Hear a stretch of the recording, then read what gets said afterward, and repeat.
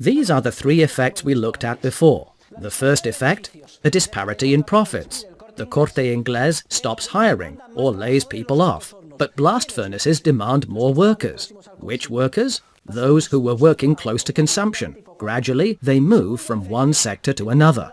The second effect, the increase in saving pushes down the interest rate. It pushes up the price of capital goods. This is an essential sign telling us we must devote ourselves to producing apartments, factories, and we demand labour, which is freed up particularly by the companies close to consumption, because labour is now more expensive, among other reasons. The third effect, in real terms, wages rise when the price of consumer goods and services drops due to saving. These three microeconomic effects work in the same direction and indicate to entrepreneurs what they must do, and as a result, the productive structure becomes more and more vertical, more capital-intensive. Look at the productive structure. What do we read in the last stage? What do consumer sales amount to? 75 units, because saving has increased. And how many stages are there? In the original productive structure there were 5 stages. Now there are 7, because 2 new stages have emerged at the lower interest rate. What was the interest rate in the previous productive structure? 11%, right? Now look to the right. How far did the interest rate fall? It fell to 1.7%, because there is much more saving. To get a clear visual idea, we will superimpose the productive structure prior to the increase in saving and the productive structure following the increase in saving. The original structure is shown with lines, and the other is shown with bars.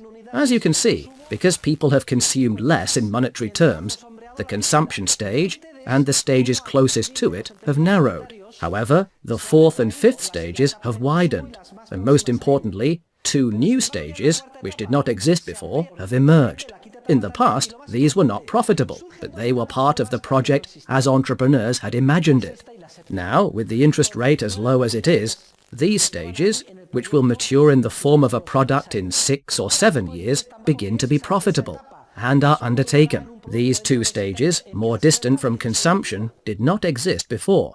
As a result, the productive structure has become narrower and more vertical. The percentage represented by net income spent on consumption is lower. Before, it was 100 over 370. Now, it is 75 over 370. The income which changes hands is the same, but the amount devoted to consumption is much smaller.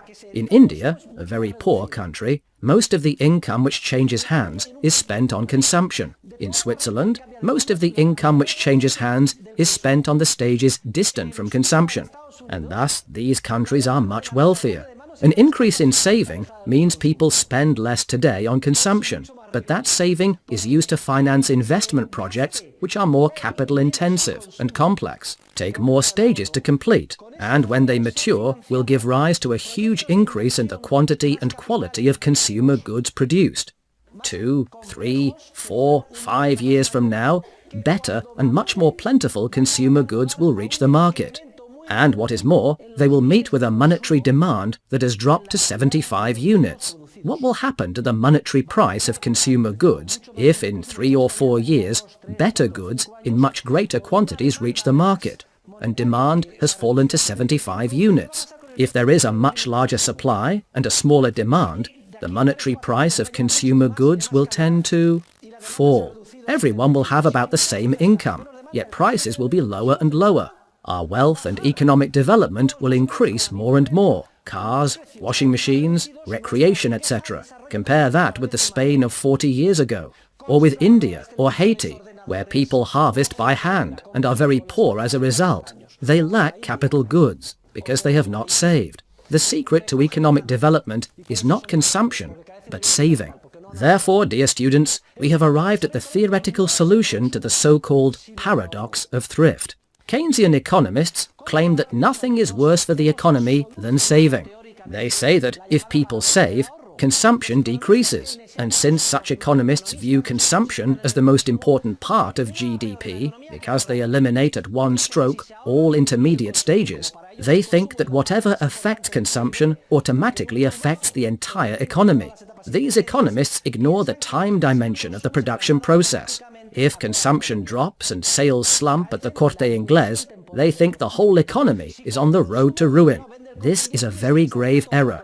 If consumption falls due to a rise in saving, the Corte Inglés will suffer, but we have just demonstrated the three effects by which all stages distant from consumption will benefit in relative terms, and most of us work in those stages. Thus, the paradox of thrift is false. It says, at the level of the individual, saving is good, but at the level of society, there is nothing worse than saving. This is a tremendous error. What is good at the level of the individual is also good at the level of society, as we have demonstrated. We have shown the three microeconomic effects which cause an increase in saving to materialize in the form of an increasingly long and fruitful structure of production, which permits a sustainable increase in everyone's well-being.